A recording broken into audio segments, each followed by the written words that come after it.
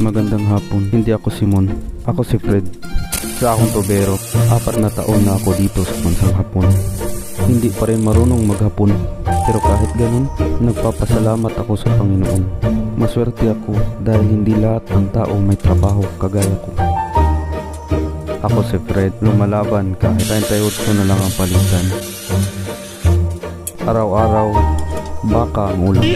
Ikaw, Simpay, ano ulam mo?